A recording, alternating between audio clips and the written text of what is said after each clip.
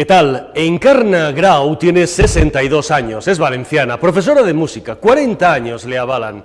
Encarna fue la primera licenciada en trompa de la historia de España, una mujer pionera, y más en aquellos años. Alguien a quien la comunidad educativa y musical debería rendir tributo y reconocimiento, alguien a quien admirar y escuchar. Pero la Generalitat Valenciana de Ximo Puig y los pancatalanistas de Compromís, los de Mónica Oltra, Joan Baldoví y demás corifeo del independentismo catalán en Valencia, han dejado a Encarna en el paro después de 4 décadas dando clases en escuelas y conservatorios dedicada a su pasión, la música. ¿Y por qué? Por no sacarse el título de valenciano que la Generalitat le exige para dar clase. Encarna habla valenciano, pero habla ese valenciano de mi generación, más real que el actual, más verdadero que el actual, impuesto en las aulas y con sabor a catalán, con tufillo a Junqueras y Rufián. Ella ha dicho: no tengo título de valenciano, pero el lenguaje de la música es universal. Difícil que esto lo entiendan los personajillos de 3 al cuarto que nos gobiernan en general y cuyo nivel intelectual se asemeja al de una polilla.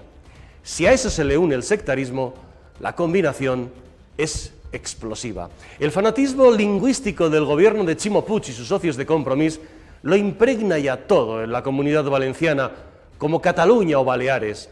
El pancatalanismo de Ximo Puig, el del hermano imputado que trinca subvenciones cada vez que Ximo tiene un cargazo, como ahora, es conocido desde los tiempos en que Ximo Puig era alcalde de Morella, donde recibía a bombo y platillo a Carol Rovira y compañía, ¿se acuerdan? Con sus esteladas catalanas, como si aquello fuera bienvenido Mr. Marshall, pero con barretina. De manera que al catalanista de Ximo Puig no le costó nada en 2015, al llegar al gobierno, entregar la Consellería de Educación a un profesor talibán de Compromís llamado Vicenç Marçal, que durante 7 años ha regado con más de 10 millones de euros en subvenciones a entidades pancatalanistas para extender su procés a la valenciana. Esto es el sinsentido al que hemos llegado en España, donde en Menorca, en Ibiza o en Formentera sus gobernantes prefieren no tener médicos especialistas esenciales para la población, incluso pediatras para niños, antes que poner a uno que solo sepa español y no mallorquino o catalán. Peligrosos integristas como los de Compromís en Valencia, disfrazados de curillas, como el tal Baldoví del Congreso, capaces de despreciar a una mujer como Encarna en su propia tierra y decirle que se vaya con su trompa a otra parte, a Zamora o a Cuenca si le viene bien, y si no, que se fastidie. Bienvenidos a La Antorcha. La inflación escala al 10,5% desbocada por los alimentos y la energía. La cesta de la compra ha subido un 13,8% en un año, el mayor incremento desde enero de 1994. La luz se ha encarecido más de un 60% en un año. La gasolina está más barata que en julio, pero un 11,5% más cara que en 2021. Guerra abierta ya entre Podemos y Yolanda Díaz, mientras la vicepresidenta se reúne con los distribuidores de alimentos siendo ministra de Trabajo y ve fracasar su propuesta de intervenir los precios. Echenique propone ahora topar las hipotecas. El gobierno saca adelante en el Congreso el impuestazo a la banca, que repercutirá en todos nosotros. Y hoy se cumplía el ultimátum del gobierno al Consejo del Poder Judicial para nombrar los 2 magistrados del Constitucional que le corresponden. El gobierno dice que en días actuará. La ministra Pilar Llop asegura que a veces va en metro y en autobús y escucha a la gente hablar de este tema. Bueno, eso lo veremos después, y lo primero que habría que comprobar esas declaraciones de Pilar Llop es saber si realmente la ministra de Justicia ha cogido en los últimos meses algún metro o algún autobús. Eso sería lo primero. Pero el programa de hoy tiene un sabor económico, sabor desagradable económico, porque hoy sabemos que somos un 10,5%, de forma general, más pobres que hace un mes. La inflación ha subido más en el mes de agosto de lo que el dato adelantado había dado el gobierno. Estos son los datos y ahora hablamos con Eduardo Segovia, jefe de economía de OK Diario. En plena negociación de Yolanda Díaz con el sector de la alimentación para pactar una cesta de la compra sana y asequible, esto es lo que han subido en un año los alimentos, un 13,8%, el mayor incremento desde enero de 1994. No solo suben los gastos y el margen, cada vez menos, al final no sabremos qué vamos a hacer. La gente es más comedida, aquí hoy día compran muchas personas 2 piezas de una cosa, 3 piezas de otra. La visita al supermercado y el recibo de la luz es lo que más ha castigado las finanzas de los hogares. La luz se ha encarecido más del 60% en un año. El incremento ha sido brutal, se nota. Precios altos de la energía y los alimentos que ya se trasladan al resto de la economía.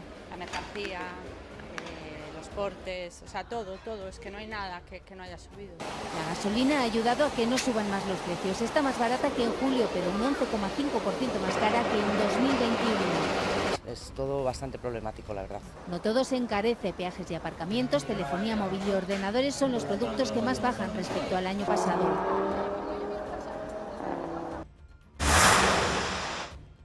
Estos son los datos. Eduardo, ¿cómo estás? Muy buenas tardes. Hola, buenas tardes, un placer. Datos que el mes pasado y el anterior íbamos adelantando, pese al cierto triunfalismo del gobierno. Esto significa, de forma general, que somos un 10,5%, de forma general. ¿Más pobres que hace un mes? Sí, claro. Sí. Y lo peor de todo es que lo que más sube, como bien decía el vídeo, son los alimentos, es decir, las cosas de las que no te puedes quitar, porque no te puedes quitar de comer. Obviamente la luz también es de lo que más sube. Curiosamente la gasolina este mes ha bajado un poquito, ha dado un pequeño respiro, la ropa baja, pero lo que es la cesta de la compra básica, que es lo que más daño hace al bolsillo, y la energía es lo que más está subiendo. En el caso de la comida, de la cesta de la compra básica, estamos hablando de niveles de 1994.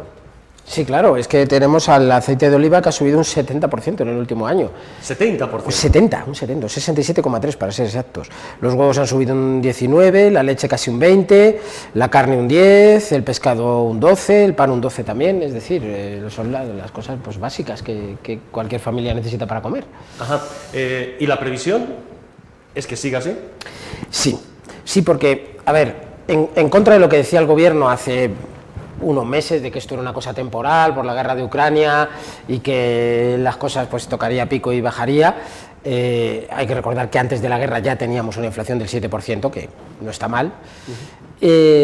Pues no es una cosa temporal, es un efecto que va a durar en el tiempo, porque está empezando a haber lo que se llaman efectos de segunda ronda, es decir, esta subida básicamente de las materias primas y de la energía, que es por lo que empieza todo, pues empieza a trasladar a todo.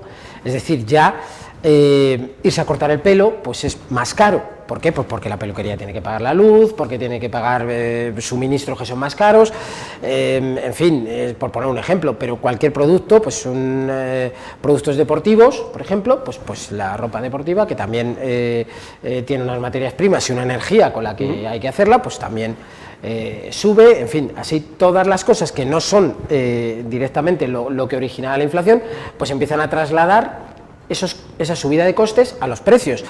Porque claro, los empresarios pues sí pueden reducir sus márgenes, claro, pero las empresas también quieren ganar dinero y tienen que pagar los sueldos de los empleados, entonces pues claro, al final eso te da un cierto margen, pero el resto se lo tienes que trasladar al consumidor. Es una pescadilla de alguna forma que se muerde la cola, y que en algún momento alguien de alguna forma, con medidas económicas, tiene que cortar, ¿no? Pero hay visos de que eso ocurra. Se ve al equipo económico del gobierno con iniciativa como para... o la sensación es que no controla la situación. A ver, aquí hay dos partes, es decir, la inflación, para luchar contra ella, el manual te dice que lo que hay que hacer es subir los tipos de interés, que es lo que está haciendo el Banco Central Europeo, que esta misma la semana pasada subió 0,75 puntos, la mayor subida de su historia, pues eso para intentar frenar, porque claro, esto en España es más que en los demás países, pero en el resto de los países europeos pues también tiene una inflación que está muy por encima del 2%, que es el objetivo teórico del BCE. Eso por un lado, pero claro, los gobiernos también tienen que hacer su parte. ¿Y cuál es su parte? Reducir el gasto público, porque el gasto público es inflacionista. Y hay que recordar que el gobierno de España no tiene la más mínima intención de reducir el gasto público. Lo dijo Guindos ayer, el vicepresidente del BCE, el exministro de Economía con el PP, pues dijo que en esta tesitura no podemos ir a políticas fiscales expansivas, es decir, no podemos ir a subvenciones, a gasto público, etcétera. ¿Por qué? Porque eso es inflacionista, igual que en la recaudación de impuestos, que el gobierno se sigue negando. Hoy mismo ha votado en contra de la propuesta del PP de deflactar la tarifa del IRPF, es decir, de quitar la inflación al IRPF. ¿Por qué? Porque recauda mucho más, y por IVA Es decir, si los alimentos suben o cualquier producto sube, el IVA es un 21% de eso, pues es un 21% de ese 100 que es más, pues más que recauda el gobierno. Ya. Ajá. Y eso es inflacionista también. Cuenta Eduardo que efectivamente el Partido Socialista ha votado en contra de esa propuesta del Partido Popular. Nos vamos al Congreso de los Diputados porque, bueno, sus señorías han vuelto de vacaciones. Ya tenemos en el Congreso de los Diputados también supongo, a los diputados. Segundo Sanz, ¿cómo estás? Muy buenas tardes. Morenos y relajados, imagino, para empezar un año que se presenta en términos políticos muy, muy duro. Comentaba Eduardo hace un momento, y lo tienes publicado tú ahora mismo en OK Diario precisamente, bueno, el PSOE que vota en contra precisamente de esa propuesta del Partido Popular, ¿verdad? Sí, exactamente. O sea, se acaba de producir el debate de una proposición no de ley del Partido Popular que la había traído precisamente para retratar al PSOE, porque esta deflactación del IRPF sí se está dando, sí se ha aprobado en el País Vasco, donde el PSOE gobierna con el PNV. De hecho, el PNV ha anunciado en el debate parlamentario que va a votar a favor de la PNL del Partido Popular. O sea, los diputados socialistas vascos, vamos a ver qué hacen en la votación del jueves, pero de momento ya se ha visto a su portavoz, a Patxi López, diciendo que no, que va a votar distinto a sus compañeros en el País Vasco. O sea, es una contradicción absoluta. Absoluta. Quiero decir, en el mundo económico se entiende esto, Eduardo, que un partido de gobierno vote una cosa en un sitio y otra en otro. Yo creo que aquí nos está empezando a pasar como en Italia, es decir, el mundo económico cada vez pasa más de los políticos, porque efectivamente aquí cada uno va a su avío, se contradicen continuamente, dicen una cosa y su contraria, como Yolanda Díaz es el paradigma de esto, y bueno, pues el mundo económico ya intenta sobrevivir a toda esta avalancha de impuestos y de regulaciones absurdas que les pone el gobierno como buenamente puede, esperando a que escampe el temporal y ya directamente lo da por imposible. Y no solo aquí en España, los inversores extranjeros dejan ya por imposible al gobierno de Pedro Sánchez. Dicen, bueno, pues ya vendrá Feijóo y veremos a ver entonces. ¿Va por descontado? Sí, de momento vamos a aguantar como buenamente sea y a ver si la recesión que viene es lo más leve posible. Pero vamos, que ya lo dan totalmente por perdido. Ahora comentaremos precisamente la famosa propuesta de Yolanda Díaz y también en términos políticos, Podemos, que sale hoy con lo de las hipotecas, en esa especie de guerra interna entre ellos y la votación. Pero segundo, una cuestión con la que empezamos, que es la de la inflación, que afecta directísimamente a todas las familias. Hoy se habla en el Congreso de esto. Los ministros han hablado de esto, la oposición imagino que sí, pero los ministros, el gobierno, hay sensación de preocupación.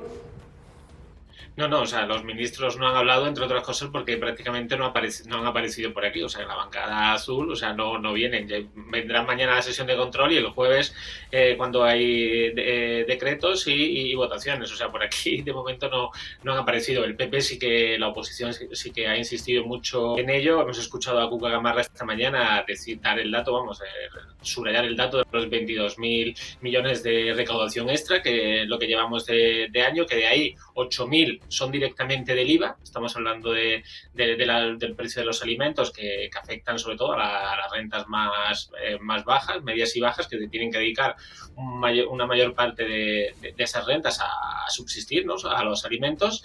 Y luego de esos 22.000, casi la mitad, cerca de la mitad, en torno a más de 10.000, son de la recaudación por el IRPF. O sea, que hay una recaudación bastante amplia por ambos impuestos. Luego hemos visto en el debate parlamentario ahora para deflactar el IRPF, o sea, descontarle el IPC, hemos visto cómo al gobierno, el PSOE ha esgrimido argumentos peregrinos como que no, la mayor recaudación, ha dicho el diputado socialista, es porque hay un mayor comportamiento del mercado de trabajo. O sea, hemos escuchado argumentos que no tienen cabida para justificar cómo Sánchez sigue llenando la caja, ¿no?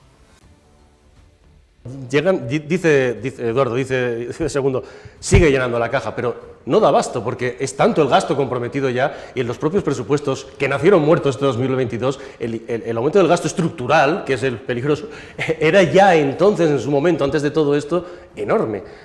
No, claro. O sea, si el gran problema es que como el gobierno está cogido por, sálvase a la parte, por Podemos y el resto de partidos que son todos de extrema izquierda, pues claro, estos son gasto público, gasto público, gasto público. Y que eso es una cosa que a mí siempre me ha sorprendido de la izquierda, que ellos quieren, pues eso, gastar mucho y no les preocupa que eso genere inflación y que la inflación es el impuesto de los pobres, es decir, la inflación al que más le afecta es al que menos tiene, no al que más tiene. Y claro, pues efectivamente, a pesar de tener los ingresos en niveles de récord histórico por impuestos, pues no da abasto y seguimos teniendo pues déficit público. Es verdad que quizá algo menos que el año pasado, precisamente por esta gran recaudación, pero no por el recorte de gasto. ¿Cuál es el problema de esto? Que lo que no da los impuestos para gastar hay que pedirlo prestado, la deuda pública. Y la deuda pública sigue creciendo, está en máximos historiquísimos y lo bueno es que gracias al BCE y a sus políticas ultra expansivas, pues de momento no nos está costando excesivamente, pero esto llegará un momento en que se acabe y las primas de riesgo empiecen a subir y el servicio de la deuda empiece a ser verdaderamente doloroso para el presupuesto, con lo cual ahí te metes en otro círculo vicioso. Si pagas más en intereses, pues más déficit todavía, que tienes que financiar con más deuda y así pues bola de nieve. Sí. Un globo que va creciendo. Mientras tanto tenemos la gran polémica, polémica, o dice la oposición, globo sonda, ¿no?, que lanza el gobierno para tenernos distraídos. Esto de que la ministra de Trabajo, por cierto, esté hablando con los distribuidores de alimentos, lo cual es una anomalía en términos competenciales. Nos ha venido bien para saber que Alberto Garzón está vivo, el ministro de Consumo, porque llevaba desaparecido meses con la que está cayendo y sin embargo ayer pues Yolanda Díaz se lo llevó de carabina al lado a esa reunión con las distribuidoras de alimentos. Esta situación es completamente, tú decías, el mundo económico pasa de los políticos, pero claro, que la ministra de Trabajo esté en este tema, que no pega para nada, es ya una anomalía absoluta, ¿no, Eduardo? Bueno, eso la propia Margarita Robles le dijo que ¿qué haces tú metiéndote en esto, no? Bueno, a ver, Yolanda Díaz está lanzando su propio partido, tiene que salir en los medios como sea y hacer propuestas que la dejen, pues eso, de la más roja de los rojos, ¿no? Bueno, pues entonces hace una propuesta, pues llamémosla cubana, soviética, de topar los precios, topar, qué verbo más feo, limitar los precios de los alimentos. Y claro, esto hay una cosa que esto hay una evidencia desde los sumerios, o sea, si hay una cosa con evidencia en economía es que los topes a los precios lo que provocan es escasez y que al final los precios acaben yendo a un mercado negro o mercado paralelo y suban mucho más. Es decir, esto nos sirve. Es verdad que los precios están subiendo, lo acabamos de decir, la inflación, pero la solución no son las medidas soviéticas porque no han funcionado. ¿Tiene mala solución el tema? Tiene mala solución, pero en España afortunadamente tenemos mucha competencia entre supermercados y pequeños comercios, que son los que masacraría esta medida, porque les deja fuera Yolanda Díaz. Y bueno, pues todo el mundo intenta poner los precios más bajos posibles. Oiga, si a usted este supermercado le parece caro, pues váyase a la tienda de al lado al otro supermercado. El problema es que, claro, como hemos dicho antes, cuando las materias primas y los materiales te suben mucho, pues es muy difícil bajarlos. Claro, se pueden bajar a costa de los ganaderos y de los agricultores. Que ya han dicho, oiga, y nosotros que... Claro. Esta fotografía, por cierto, que están ustedes viendo, la publicamos en OK Diario hace ya un par de años, era precisamente Yolanda Díaz, por cierto, saltándose entonces en plena pandemia todas las mascarillas y medidas de precaución que había que tomar para ir al supermercado a comprar, comprando no precisamente como ella presume ahora que hace, que dice hace la compra en... las tiendas del barrio, sino comprando en una gran superficie como era Mercadona. Esa es la fotografía que publicamos en su momento en OK Diario y que hemos rescatado al hilo de esas declaraciones de ayer mismo de la vicepresidenta del gobierno, que ya saben ustedes, pues está en plan bien queda, ¿no? Los comercios precisamente minoristas que han puesto el grito en el cielo porque dicen, oiga, esto que pretende, aparte como tú dices, en plan soviético la vicepresidenta del gobierno cubano, es un caso, como ha dicho la propia CNMC, de competencia desleal absoluto. Segundo, hay una guerra soterrada clarísimamente ya en términos políticos, más allá de lo económico, segundo, ya no disimulada, entre Yolanda Díaz y Podemos, de tal forma que hoy, y yo creo que tú estabas ahí, vamos a escuchar a Pablo Echenique porque a la propuesta de topar, como decía Eduardo, bueno, de intervenir los precios en el mercado de los alimentos, pues ha salido Podemos, ha salido Echenique y dice, bueno, que las hipotecas también. La propuesta que hacemos es que durante un año a las familias vulnerables, utilizando criterios de vulnerabilidad que ya aplicó el Gobierno durante la pandemia, las entidades bancarias tengan que ofrecer a esas familias pagar Euribor más 0,1%. Es decir, un diferencial muy pequeño que permite que los bancos no pierdan dinero con esas hipotecas, pero al mismo tiempo reduce en más de un 60% el aumento de la cuota de una hipoteca media. Pensamos que es una propuesta equilibrada que como digo, cumple dos objetivos: proteger a las familias vulnerables ante esa subida terrible en las cuotas mensuales de las hipotecas a tipo variable, y al mismo tiempo anticiparnos a que pueda haber un aumento en la morosidad, un aumento en los impagos que pueda convertir la crisis económica que estamos viviendo también en una crisis financiera. Segundo, ya ni disimulan, dice el Partido Popular, bueno, esto es la ocurrencia diaria, a ver quién tiene más ocurrencias, si Yolanda Díaz o Podemos. Y ahora iremos en términos económicos si esto es factible, no es factible, si es legal, si no es legal. Exacto, ¿no? Con Podemos vamos a cada día una historia nueva. Venían con el tema del impuesto a las grandes superficies, ¿no? Que luego decían que ese dinero se destinara a dar cheques de comida, ¿no? También escuchamos a principios de legislatura con Pablo Iglesias el tema de fijar un precio mínimo a para que beneficiara a los productores, a los pequeños productores, y imponer ese precio fijo a las grandes superficies las que ahora se echan en brazos, ¿no? Para que les salve de esto. Está claro, como comentabais, que todo esto es para intentar diferenciarse, ¿no? Hay tres almas en el gobierno. Está el Partido Socialista, que ha dicho que ya no se puede limitar los precios, además porque va en contra de la normativa europea y de la competencia. Tenemos a Yolanda Díaz, que está haciendo la guerra por su cuenta, de la mano de Garzón, de cara a buscar foco a ese proyecto que es Sumar. Ella lo decía, me para por la calle y tal, me dicen que muy bien mi propuesta, o sea, está más claro el agua. Luego tenemos a Podemos, que ya sus recetas ya le pasan por la izquierda a nivel soviético bolivariano, como decíais, ¿no? O sea, está claro la pugna que hay entre los tres partidos. Te pregunto, Eduardo, jefe de Economía de OK Diario, ¿esto es legal? ¿Es posible? ¿No es posible? ¿Esto es qué?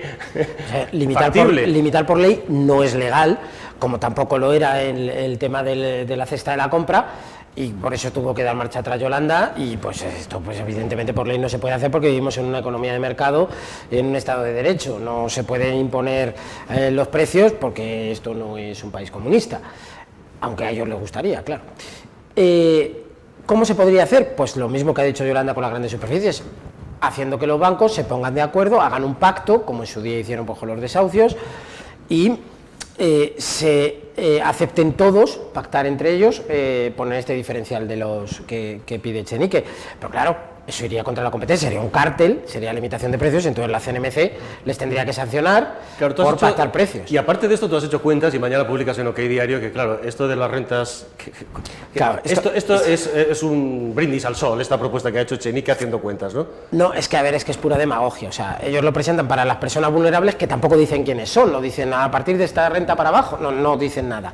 Personas vulnerables, pues, un concepto como muy etéreo, ¿no? Bueno, para una persona vulnerable entendemos que es una persona de renta baja, bien. Bueno, pues para que te salga con, si cambia una hipoteca que esté a Euribor más 1, vamos a poner que hay muchas que está a Euribor con menos diferencial, pero bueno, Euribor más 1 punto, la bajamos a Euribor más 0,1 puntos, que es lo que quiere Echenique. Bueno, pues te sale que para ahorrar los 150 euros tendría que ser una hipoteca de más de 300.000 euros. Para ahorrar 150 euros al mes. Suponemos que es al mes, claro, no va a ser 150 euros al año, porque para ese viaje no hace falta muchas alforjas. Entonces tendría que ser más de 300.000 euros al año. Hombre, una persona vulnerable con una hipoteca de más de 300.000 euros se hace difícil de ver, ¿no? Ya, y de todos modos, segundo, han elegido el peor día para hacer esta propuesta, porque claro, esta misma tarde se ha aprobado, la mayoría gubernamental ha aprobado el impuesto a las eléctricas, pero también a la banca, que tanta polémica ha generado en el sector. Sí, comentarte antes de ir al impuesto de las eléctricas y a la banca y de la banca, volver a la cesta de la compra. Hoy el Partido Popular, tanto Cuca Gamarra como Feijóo, que están en Segovia, han coincidido en que la propuesta, lo que plantean las distribuidoras, que es bajar el IVA a determinados alimentos, o sea, es una medida factible, ¿no? O sea, es la medida que le han trasladado las propias distribuidoras a Yolanda Díaz en la reunión, ¿no?, que han mantenido el Ministerio. Hay margen para bajar el IVA a determinados alimentos. Según el ministro Planas, esta mañana ha dicho que no, que ya no se puede, que esto solo lo han hecho algunos países en la Unión Europea y que no hay margen de maniobra. Yo creo que ese debate sí se debe de abrir. O sea, estamos yendo vamos a la compra y si vemos que hay determinados productos que se podría bajar perfectamente el IVA. Y luego de lo que comentabas del tema del impuestazo a las energéticas y a la banca, se ha debatido hoy la toma en consideración de la proposición de ley conjunta de PSOE y Podemos,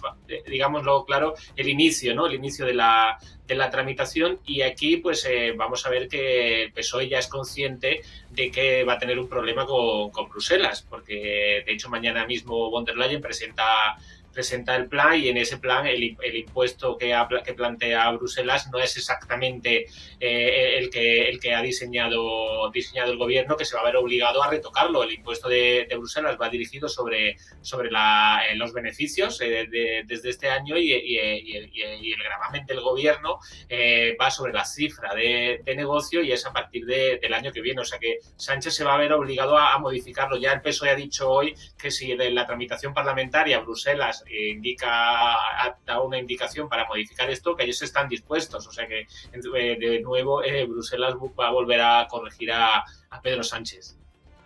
Mundo, gracias, un abrazo.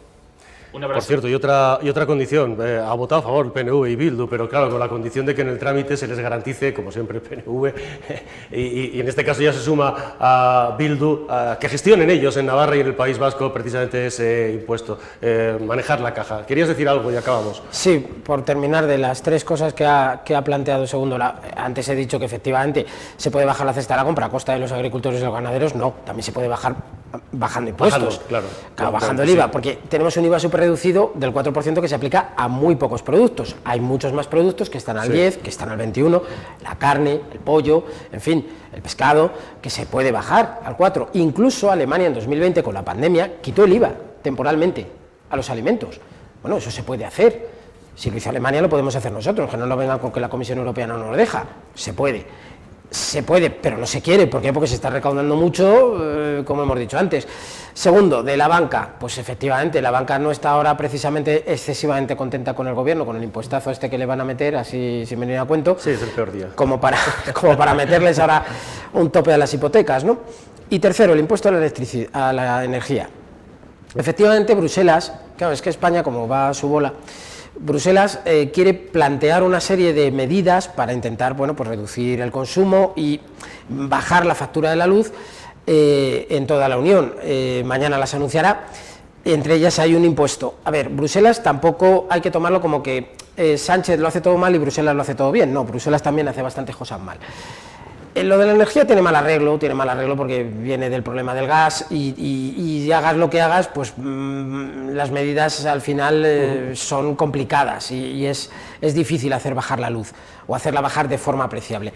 Entonces, el impuesto este que quiere poner Bruselas es el mismo impuesto que quiso ya poner el año pasado Sánchez y que tuvo que retirar porque no iba a recaudar apenas nada. Que era los beneficios caídos del cielo, famosos. Los famosos, sí. Sí, bueno, esto es un poquito complicado, que son los que ganan porque generan energía barata y la venden cara, porque el gas es el que marca precio. Bueno, esta historia es que al final fracasó y se tuvo que echar para atrás pues porque iba a recaudar muy poco. Pues Bruselas quiere plantear algo parecido y le va a pasar lo mismo, va a recaudar muy poco y va a tener muy poco efecto. Bueno, mañana es el discurso precisamente de von der Leyen, del discurso sobre Estado de la Unión, ¿no? Y ahí anunciará esas medidas. Eduardo. En todo caso, es verdad que si ponen eso, no va a poder poner Sánchez el impuesto que quiere ponerles a las eléctricas, porque será incompatible una cosa con otra. O sea, sería doble tributación. Gracias, Eduardo Segovia, jefe de Economía de OK Diario. Muchas gracias. Gracias a vosotros, un placer. Enseguida vamos a hablar de una cuestión que hoy, bueno, es tradicional en estas fechas, el Toro de la Vega en Tordesillas, este año con polémica. Antes un pequeño apunte muy rápido, Teresa Gómez, hoy se cumplía el plazo establecido por el Gobierno para que el Consejo General del Poder Judicial eligiera a sus 2 magistrados del Constitucional. Ya lo dijo el Consejo que no lo iba a hacer, Pilar Llop ha dicho que se da unos días el Gobierno antes de que tomar una decisión. ¿Qué va a pasar? Cuéntanos. Bueno, pues por el momento, como bien explicabas, Vicente, no han cumplido el plazo establecido por el Gobierno para asaltar el Tribunal Constitucional, que, ojo, el órgano de garantía, Sánchez tiene un claro interés en el órgano de garantía y no simplemente porque tenga pendientes por dictar sentencias tan importantes como la sentencia del aborto, que ya se hubiese debatido por primera vez después de 11 años ahora en el mes de julio y se paralizó justo por esto, por la renovación de pendiente de 4 de los miembros del Tribunal Constitucional, sino que también tiene pendiente la ley CELA, también tiene pendiente la sentencia de la eutanasia, pero el objetivo del Gobierno no es para poder convertir el órgano de garantía, que ahora mismo hay una mayoría conservadora de los miembros, en mayoría progresista para que le beneficie en esta sentencia, sino también para poder llevar a cabo leyes en determinadas comunidades autónomas, como puede ser la reforma del Estatuto de Autonomía, como puede ser la aplicación del 25% del castellano en Cataluña, este tipo de leyes que en última instancia el Tribunal de Garantía siempre da la razón a amparar a la Constitución. Quiere tomar el Tribunal Constitucional para poder llevar a cabo estas leyes y estas reformas autonómicas que realmente lo que iban a hacer es desquebrajar el Estado, ¿no? Por eso es el claro interés de Pedro Sánchez en tomar el Tribunal Constitucional. Me preguntabas qué va a pasar. Bueno, pues como bien sabemos, el Consejo General del Poder Judicial está tomado por el Poder Ejecutivo, al que a través de una ley totalmente inconstitucional le ha prohibido hacer nombramientos. Hay un órgano del Poder Judicial que no tiene ningún tipo de funciones, que actualmente no sirve para nada porque está atado de pies y manos, como bien digo, y no puede ejecutar la función para la que se creó este órgano, que fue para nombrar a los jueces en aquellas vacantes, en aquellas plazas que quedaran vacantes, sean del Tribunal Supremo, de la Audiencia Provincial de Cuenca o de un juzgado de instrucción o un juzgado de paz de cualquier otro lugar de España, ¿no? Lo que hizo el Poder Ejecutivo, lo que hizo el Gobierno de Pedro Sánchez para presionar a la oposición y para renovar al Consejo General del Poder Judicial es, a través de una ley, impedir que el Consejo General del Poder Judicial pudiese realizar nombramiento, incluso pegándose un tiro en el pie, ¿no? Como se dice coloquialmente, porque esto impedía que al no poder hacer nombramiento tampoco pudiese hacer los nombramientos del Tribunal Constitucional que estaban pendientes. Ahora, por el momento, hay pendientes por renovar el Tribunal Constitucional 4 miembros, 2 de ellos le corresponde al Gobierno de Pedro Sánchez y los otros 2 son a propuesta del Consejo General del Poder Judicial. ¿Qué ocurrió con esto? Que tenemos un presidente del Gobierno tan inepto y que tiene grandes desconocimientos sobre cómo funciona el Poder Judicial, que él pensaba que podía nombrar a los 2 miembros que le corresponden al Gobierno en el Tribunal Constitucional sin saber o sin conocer que la Constitución lo que dice es que la renovación tiene que ser por tercio y que, por lo tanto, aunque el Gobierno nombrase a sus 2 miembros, ellos no pueden tomar posesión hasta que no estén nombrados los 4, también los 2 que le corresponden al Consejo. ¿Y qué hizo Pedro Sánchez? Pues lo que hizo fue, bueno, pues yo es verdad que a través de una ley te he impedido hacer nombramiento, pero ahora a través de otra ley, una ley que apoyó, recordemos, con el apoyo de sus socios proetarras y con el apoyo de sus socios independentistas, a través de una ley dijo, te voy a habilitar únicamente para que puedas nombrar a los 2 miembros del Tribunal Constitucional, otra ley claramente inconstitucional. Y como luego pensó que el Consejo General del Poder Judicial podía no realizar o podía decir que, bueno, tiene un tiempo ilimitado para hacer este nombramiento y mientras que esté en funciones no lo iba a hacer, dijo, bueno, y a través de una enmienda además te voy a poner un plazo. ¿Qué es lo que ha pasado con este plazo? Que cumplía hoy, 13 de septiembre, martes 13 de septiembre, que la mayoría del Consejo, 10 miembros, al menos 10 miembros, como bien publicamos en OK Diario, del Consejo General del Poder Judicial, se opuso el pasado jueves en el pleno extraordinario convocado para realizar este nombramiento y establecer las reglas del juego de cómo se debe producir los nombramientos de estos 2 magistrados. A mí, por lo que me dicen fuentes judiciales, el objetivo es poder dilatarlo lo máximo posible y hasta que no se renueve el Consejo General del Poder Judicial no realizar estos nombramientos, pero todo dependerá de estos 10 magistrados que actualmente se mantienen firmes. No sabemos si a lo largo de las semanas 4 de ellos decidirán irse al otro lado y apoyar al gobierno. Si esto es así, no se contará con el mínimo necesario para que no se produzca la renovación. Hay muchas dudas al respecto,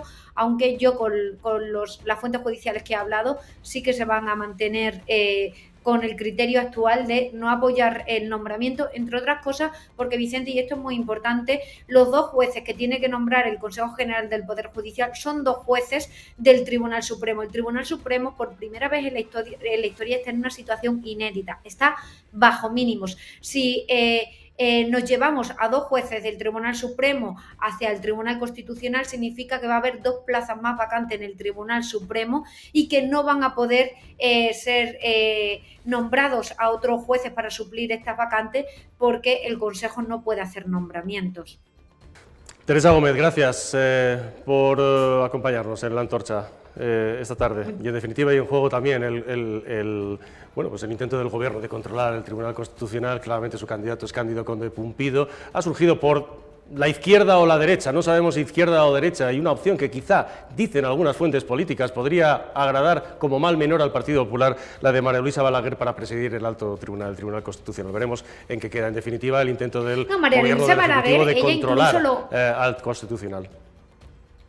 Vicente, María Luisa Balaguer, ella incluso a los periodistas nos ha confirmado que sí, que ella se va a presentar a la presidencia y que bueno, que si se tiene que enfrentar a Conde Pumpido, pues lo hará encantada. Gracias, Teresa. Un abrazo. Muchas gracias. Hoy ha dicho Pilar Llop, por cierto, una cosa, y se la voy a... Aunque vamos a hablar con Chapu Apaolaza. Chapu Apaolaza es periodista y es buen amigo y aparte... un gran taurino. Chapu, ¿cómo estás? Muy buenas tardes. ¿Qué tal? Te voy a poner, antes de hablar del Toro de la Vega, te voy a poner a Pilar Llop, si me permites. Porque dice Pilar Llop, al hilo de esto, del Consejo General del Poder Judicial, esto, y la primera parte a ver si nos la creemos, que la ministra va en metro o en autobús.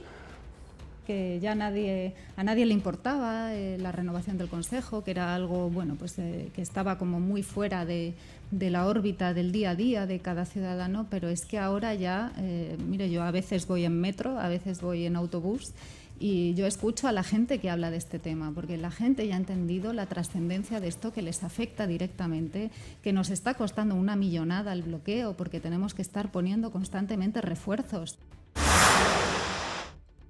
Bueno, yo no sé si te imaginas a la ministra Llop en un autobús por la Castellana. Bueno, yo creo que los ministros tienen que ir, con todo el trabajo que tienen, deberían ir de la manera más rápida del punto A al punto B, ¿no? No sé si no se habla de otra cosa en el país o en los autobuses. La verdad es que ha sorprendido un poco las declaraciones. Lo que queríamos hablar contigo sobre el Toro de la Vega. Hoy se ha celebrado el Toro de la Vega, ha sido una celebración un tanto especial. Cuéntanos, porque para el que no entienda, ¿no? Ha sido simplemente un encierro. no ha habido lanceros. Esa acción que pidió la secretaria de Estado, Lili Bestringe, para paralizar precisamente esa parte de los lanceros, ¿no? Del famoso toro de la Vega, que tiene cientos de años, ¿no?, de tradición. Sí, hablamos de un reglamento ancestral que probablemente la fiesta popular de la que más se habla en España después de los Sanfermines y la que menos se conoce. El equívoco general en el que han participado millones de personas, gracias un poco a la imagen distorsionada que se ha dado en muchos medios de comunicación y muchos círculos políticos, es que es un torneo en el que se corre un toro por las calles de Tordesillas, se le persigue por las calles, se le acorrala y se le caza entre muchísimos lanceros, ¿no? En realidad el torneo del Toro de la Vega es un encierro como cualquier otro, esa parte la hemos vivido hoy, y luego tiene otra parte que es el torneo propiamente dicho, en la que una vez que el toro está en los Pinares, digamos en la Vega, en Zapardiel, pues lo que sucede es que los lanceros que se han apuntado a un concurso a pie, con los pies en la arena, digamos, con la arena por los tobillos, se enfrentan de uno en uno para alancear el toro. Y el que le da la lanza mortal, pues es el que gana. Puede ser que no le den la lanza mortal y que el toro no muera. Lo que se ha hecho ahora es un encierro en el que el toro después, pues, ha muerto en un matadero. Es decir, que ahora se está diciendo, ¿ha vivido el Toro de la Vega? Pues no es así. Todo ello por lo que solicitó a la justicia el gobierno a través de la secretaria de Estado Lili Bestringe. Sí. Este es el primer paso para ir a por más allá, a otros festejos taurinos, a la propia fiesta, a los toros. No cabe ninguna duda. Las organizaciones de la industria animalista, a las que ahora el carro al que se ha subido con ardor guerrero Lili Bestringe, no sé en qué tipo de estrategia de la que ella será dueña de su partido, de sacar músculo, diferenciarse de otros partidos rivales en la izquierda, ellos sabrán, ahí nosotros no entramos, pero utiliza la industria animalista al Toro de la Vega como bandera para conseguir fondos, para conseguir adeptos, para luchar contra muchas otras cosas. Cuidado. Y que se piense que esto es una guerra contra los lanceros de la Vega, de Tordesillas, se equivoca. Esto es una guerra contra la gente que come carne. Es una guerra contra los ganaderos. Es una guerra contra los queseros y los lecheros, de los que se dice que son, pues, secuestradores de animales. El propio PACMA ha reconocido que el mundo que ambiciona es un mundo sin ganadería. Esto lo ha reconocido en Castilla-La Mancha la antigua presidenta del PACMA. Pero bueno, ahora mismo apedrean a gente de Tordesillas, pero pronto apedrearán, y está sucediendo en otros países como Francia, pues las carnicerías o los restaurantes donde se come carne.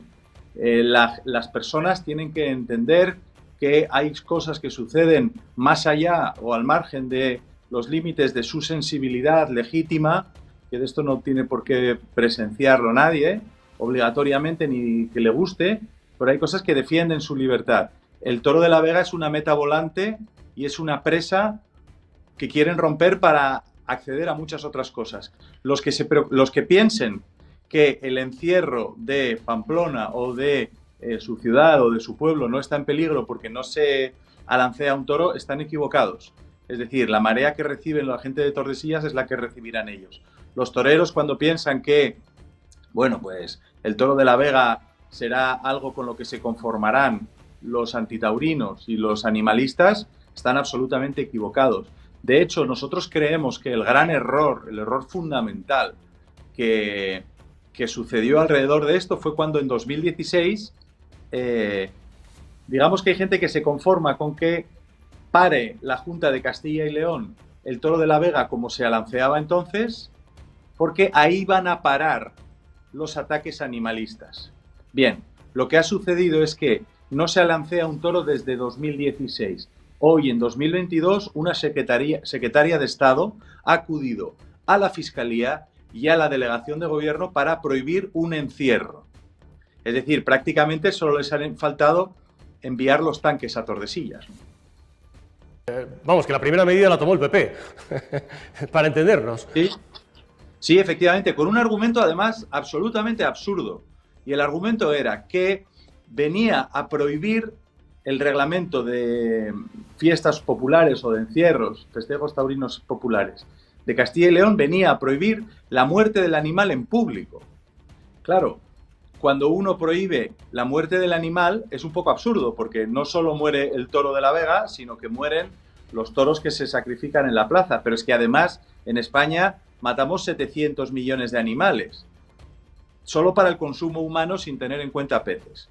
Con lo cual, el toro de la Vega iba a morir. De hecho, el toro de la Vega de hoy ha muerto. Nadie se lo ha llevado a su casa, no es eterno, ¿no? Pero es que lo que pone además en ese reglamento es que no se puede hacer en público. Es decir, que establece un argumento de ver lo correcto. Es decir, un argumento absolutamente moral. Todas las censuras que se han dado en las democracias tienen que ver con la vista, con lo que alguien tiene miedo a que tú veas. En realidad no se puede matar el toro en público, con lo cual lo que está sucediendo aquí, el argumento que se da, es que el toro en realidad no importa. Lo que importa es que lo vea, lo que importa es que haya gente que piense que hay gente que está disfrutando, torturando a un toro. Naturalmente no es así, pero el toro de la Vega no lo tiene que entender todo el mundo. ¿Nosotros qué pedimos? Nosotros pedimos que se encuentre la manera para que se balancear a un toro a una manera en la que la gente de Tordesillas pueda practicar su fiesta y rendir homenaje al animal como lo han rendido desde hace siglos. Y, por otra parte, que no se discrimine a la gente del campo, porque si nos fijamos, y yo me gustaría hacer el ejercicio contigo y con la gente que nos esté escuchando, si nos fijamos en la imagen que se da de la gente de Tordesillas, estamos hablando de una discriminación brutal. Estamos señalando a un pueblo entero como, ojo a los adjetivos que estamos escuchando: catetos, salvajes, prehistóricos, gente fea, les dicen, ¿no? Es que aparece aquí la gente de campo juzgada por la gente de ciudad. Y otra cosa que es importante es la no discriminación de las minorías. Este país es un país, por lo general, y salvo casos muy puntuales como este, es un país bastante tolerante. Por ejemplo, España está a la cabeza del mundo en tolerancia con diferentes opciones emocionales o sentimentales de las personas.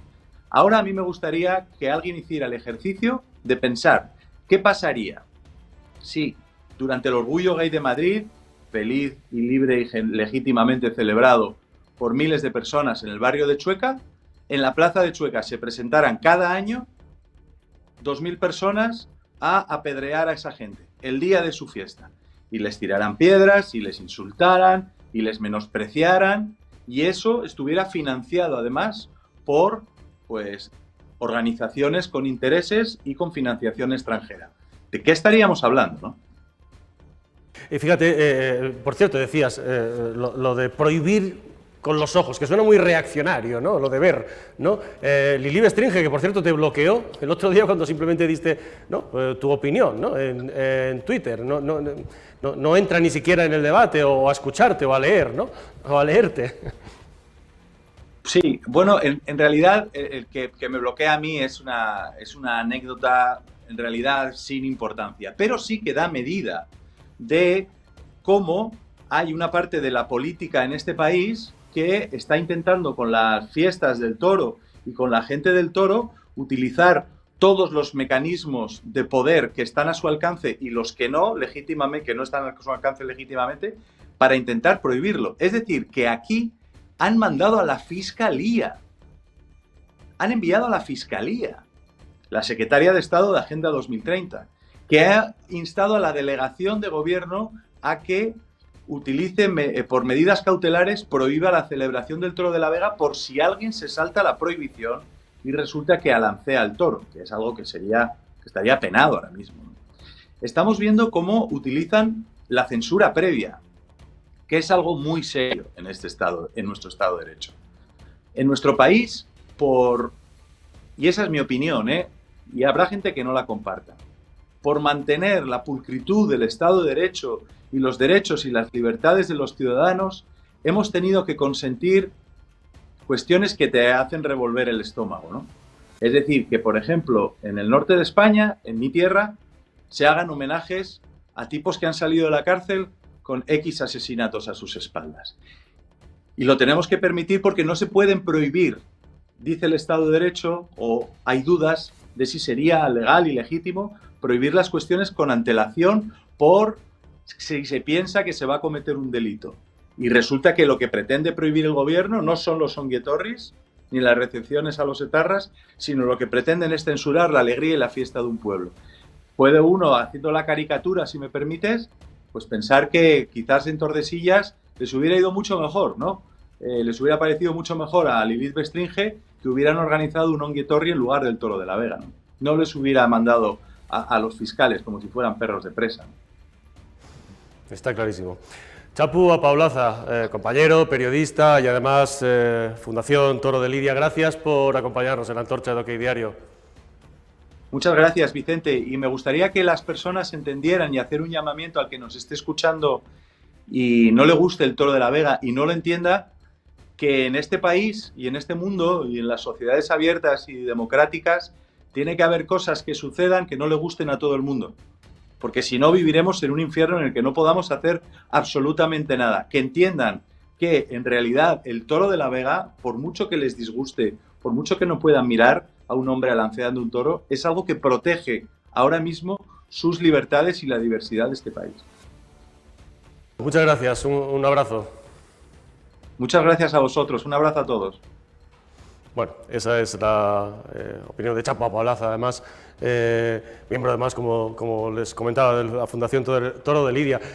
Poníamos a Chapu precisamente esas declaraciones de Pilar Llop. Pilar Llop, atención, es una de las posibles, y le han preguntado precisamente por eso, en la rueda de prensa posterior al Consejo de Ministros, una de las posibles candidatas a la alcaldía de Madrid por el Partido Socialista. Ya saben que incluso hubo un acto en el que Pedro Sánchez bendecía a Mercedes González, la delegada del Gobierno, como candidata. Bueno, hoy puede haber novedades, en las próximas horas, esta misma noche puede haber novedades sobre quién va a ser el candidato o candidata a la alcaldía de Madrid por el Partido Socialista, porque todo apunta a que la resistencia interna del propio Juan Lobato, secretario general del PSM, y del aparato del partido en Madrid, que ya saben es muy duro desde hace mucho tiempo, contra Mercedes González, va a hacer que la delegada del Gobierno no sea finalmente la candidata. Bueno, lo veremos. El caso es que puede, y nos lo va a contar Joan Guirado, puede haber novedades porque el presidente del Gobierno, que hoy por cierto nuevamente el Gobierno ha limitado las preguntas a los medios afines, en la rueda de prensa posterior al Consejo de Ministros, con absoluta normalidad,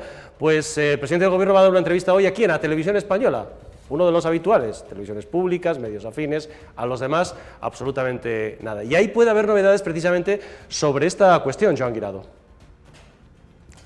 Sí, Vicente, estamos muy pendientes de la entrevista que dará de aquí a unos minutos el presidente del Gobierno, Pedro Sánchez, en la noche en 24 horas. Hoy va a la televisión pública porque nos dicen que en principio, ya sabemos que en las cosas de Sánchez nunca hay que dar nada por cierto, habrá anuncio y según ha podido saber OK Diario, ese anuncio estaría relacionado con quién va a ser el rival de José Luis Martínez Almeida a las elecciones de Madrid del año 2023. Lleva muchos días el PSM, el Partido Socialista de Madrid, con eso en el ambiente, quién va a rivalizar contra Almeida, porque no quieren a Mercedes González, pese a que Pedro Sánchez la lanzó como candidata, y Sánchez busca algún ministro, pese a que la mayoría, Margarita Robles, Marlaska, como ya contamos en OK Diario, le han dicho que no. A día de hoy, a esta hora, hay alguna opción abierta, como la de la ministra de Justicia, Pilar Llop, o como la del ministro Félix Bolaños, o también la opción que ocurrió hace 4 años de que acuda al exterior y rescate a un independiente y lo presente como estrellada en ese caso, la de Pepu Hernández, apuesta personal de Pedro Sánchez. Como decimos, hoy podemos salir de ese desenlace, podemos conocer quién va a ser el candidato socialista después de que ayer conociéramos quién sería el candidato de Podemos, que también apuesta por una estrella como el atleta Roberto Sotomayor. Por lo tanto, muy pendientes de esta entrevista del presidente para ver si nos saca de dudas, aunque ya te avanzo ahora que todo apunta a que tome la decisión que tome, pasándose las primarias por el forro, ya lo sabes tú, va a traer polémica en el PSM porque ni González, ni Bolaños, ni una estrella de fuera son bienvenidos en el partido. Siempre gracias, Joan, efectivamente, y pasándose, como dice Joan, las primarias por el forro. Esto es una designación a dedo Esto es la dedocracia en el PSOE, como ocurre casi todos los partidos políticos. Pues veremos si hay novedades sobre quién puede ser el rival socialista de José Luis Martínez Almeida en esa entrevista del presidente del Gobierno en Televisión Española en el canal 24 Horas. Ya saben, solo da entrevistas pues, a 2 o 3 medios, los propios, sean privados o públicos. Nuestra última protagonista de hoy es una mujer, es valenciana. Y ha sido nuestra primera protagonista. Ha sido de la persona de la que yo les hablaba al inicio del programa, Encarna Grau, que tiene 62 años, que es valenciana, que es profesora de música, que lleva 40 años en la enseñanza. Encarna fue además la primera licenciada en trompa de la historia de España, una mujer sin duda pionera y más en aquellos años. Alguien a quien la comunidad educativa y musical debería estar rindiendo tributo y reconocimiento, alguien a quien admirar y escuchar. Pero la Generalitat Valenciana de Ximo Puig y los pancatalanistas de Compromís, ya saben, Mónica Oltra, Joan Baldoví, etcétera, etcétera, han dejado a Encarna en el paro después de 4 décadas dando clases y en escuelas y conservatorios, dedicada a su pasión, a la música. Encarna, muy buenas tardes, ¿cómo estás? Hola, buenas tardes, noches, ¿qué tal? Muy bien, bueno, si se puede decir así, bien. Dime. Por centrarnos, bien, sí. Lo que he dicho hasta ahora es así. Tú llevas 40 años dedicada a la enseñanza de la música. ¿Fuiste la primera licenciada en trompa de España? ¿Eso es así? Titulada superior en España. A su vez tengo título medio de viola del Plan 66, máster en educación de entonces, en fin, lo que se estudiaba entonces.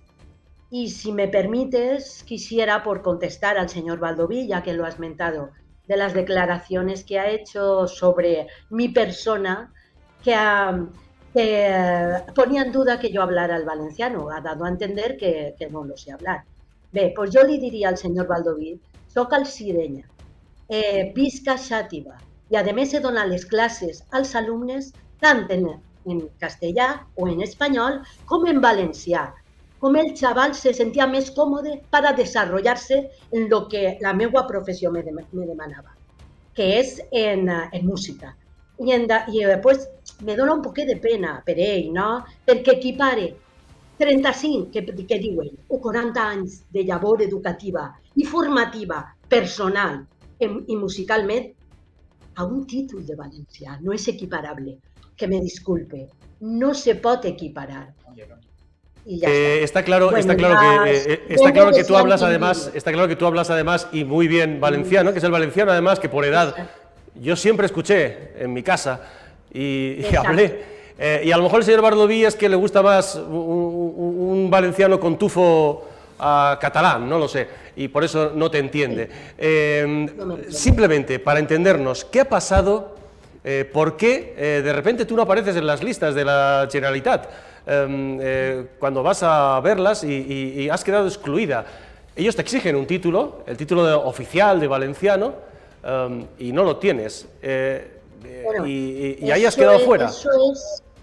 Eso es lo que ha indagado la asociación a donde yo me he tenido que apoyar, porque de parte de la Generalitat no he tenido respuesta con la denuncia pertinente. ¿Qué ha pasado? Que yo sí que salgo en lista. El día 27-28 de julio, no recuerdo, estaba la primera de la lista, la primera de 8 personas que hay en mi bolsa, la primera. ¿Qué pasa? Que yo me confío, pido, hago mi petición telemática y cuando conceden y sale el listado de adjudicaciones, mi nombre aparece como ha participado. Sin plaza, sin destino.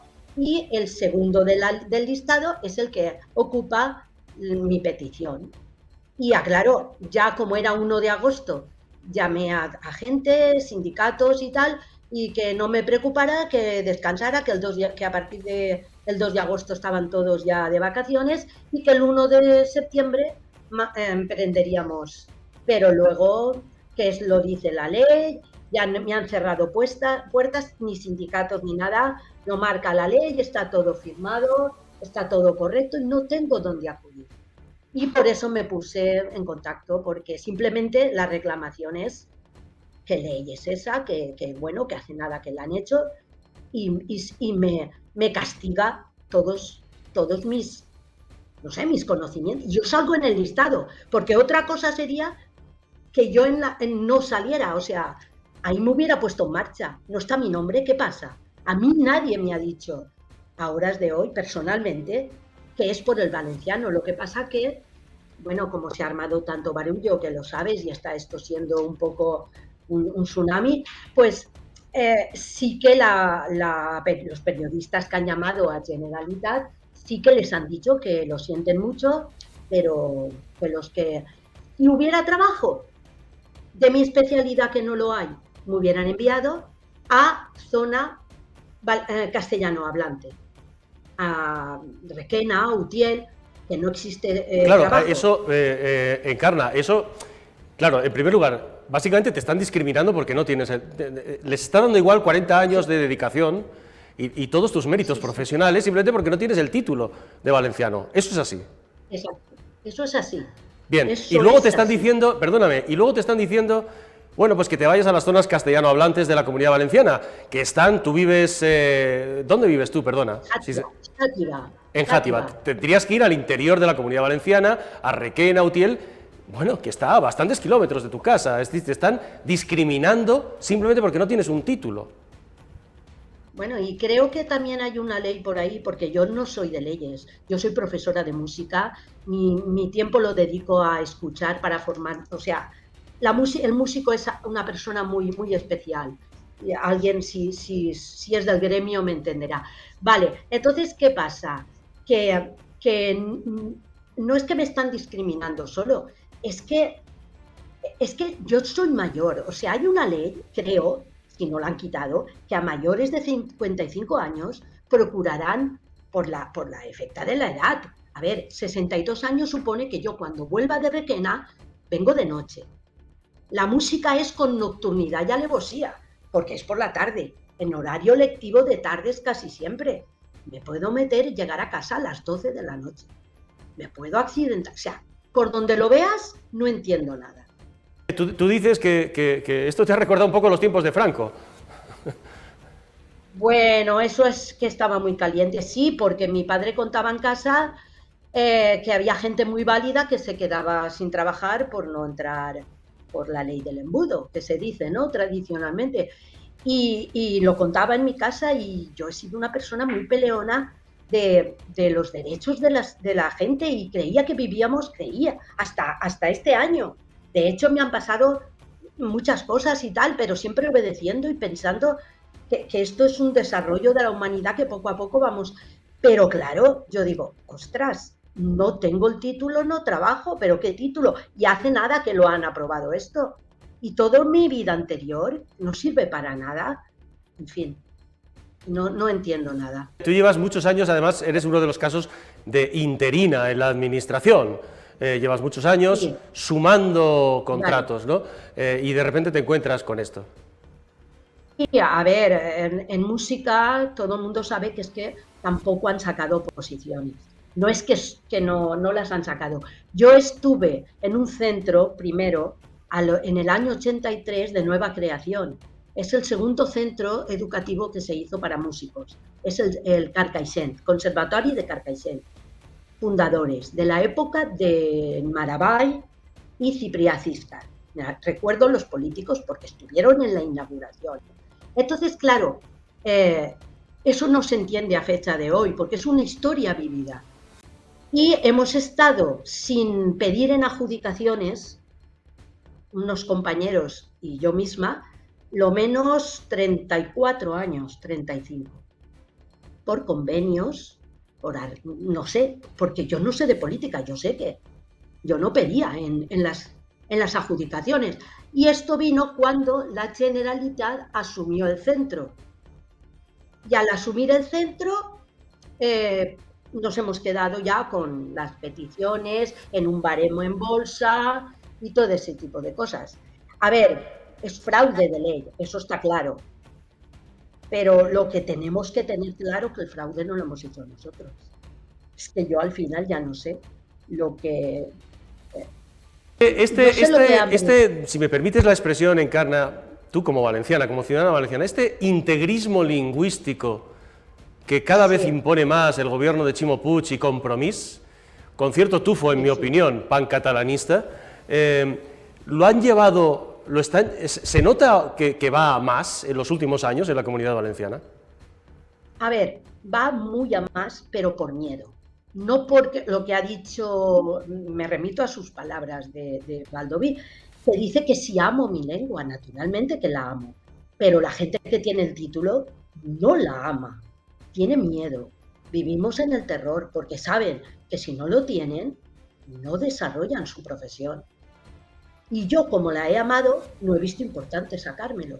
¿Por qué? Amar la lengua no es tener el título. Que me perdonen. Ahora él, si quiere, como buen legislador, no sé lo que es diputado, porque yo no estoy en política, que mire a ver cuánta gente tiene el título y cuánta lo habla. Que lo mire simplemente, que profundice, ya que lo quieren, pero que es una imposición en toda regla. Y la gente actúa, porque la Vox Populi que decíais antes, el puñetero valencià. Esto es lo que se dice en la calle. Como no tinc el puñetero valencià o me estoy traguent es me estoy sacando, que son años y años, no te creas que se saca en un examen. Lo están poniendo porque es una lengua que muchas veces nos es ajena. Nos es ajena. No es lo que vivimos. Está claro. No sé, Encarna. yo no puedo. Que no es una situación que, a ver, quiero denunciar, pues eso, que no hay igualdad ante la ley, que dicen ellos, y que todo lo que pregonan no sé, no lo están cumpliendo, porque hay discriminación, y mucha. Y yo ahora he sido una víctima más, pero que vayan mirando, ya está, y yo lo tengo que denunciar porque les haría un flaco favor a mis alumnos si no vieran a su profesora defendiendo los derechos de humanos y de todo. Porque que bueno, que al final el lenguaje de la música es un lenguaje universal, ¿verdad? Es universal, y eso lo dije yo, y no tengo ningún miedo por mi edad, es decir, me voy al paro, pues pasaré un año, y al año que viene quieres que me jubile, me jubilo, si yo soy obediente, pero eso no quita que lo que estáis haciendo no es la educación que yo quiero para mis alumnos, quiero que sepan respetar una lengua y la otra, y que es importante. Encarna, muchísimas gracias por atendernos. Mucha suerte. Espero haberos ayudado. Mucha suerte. Estaremos pendientes a ver qué pasa. Esperemos a ver si la Generalitat, que dice que es sensible, pues se pone en contacto contigo, te da alguna solución. Y por ahora nada, no te han llamado ni nada. No, y además me siento un poco porque la gente, las personas somos muy de los cimientos, ¿no? Y para mí, mi empresa era la Generalitat, yo me he dedicado a ella, en cuerpo y en alma, es decir, he cumplido mis horarios. Tengo alumnos, porque el himno valenciano dice, para ofrenar noves glorias a España. Yo ofrezco mis servicios en valenciano, en español, en lo que mi inteligencia me llegue para la red de España. Tengo alumnos en la Orquesta Nacional de España, en la Banda Municipal de Valencia, que no son por mediación mía, pero sí que vienen de nuestros centros musicales y que sepan la Generalitat que funcionan muy bien, y no gracias al valenciano, sino a otros conocimientos. Encarna, muchísimas gracias. Sin duda alguna, gracias a los conocimientos que tú les has pasado durante 40 años dedicada a la música. Un abrazo, Encarna, muchas gracias. Vale, hasta luego. Buenas noches. Hasta luego. Bueno, pues esto es lo que hay. 40 años dedicada a la música, una persona que es la primera titulada en trompa en España, despreciada por la Generalitat de Ximo Puig y de Compromís, simplemente por no tener el título de valenciano. Pues como en Baleares decíamos al principio, prefieren no tener determinados médicos especialistas en islas como Ibiza o Formentera simplemente porque solo hablan español. A esto hemos llegado. Gracias por vernos y hasta mañana.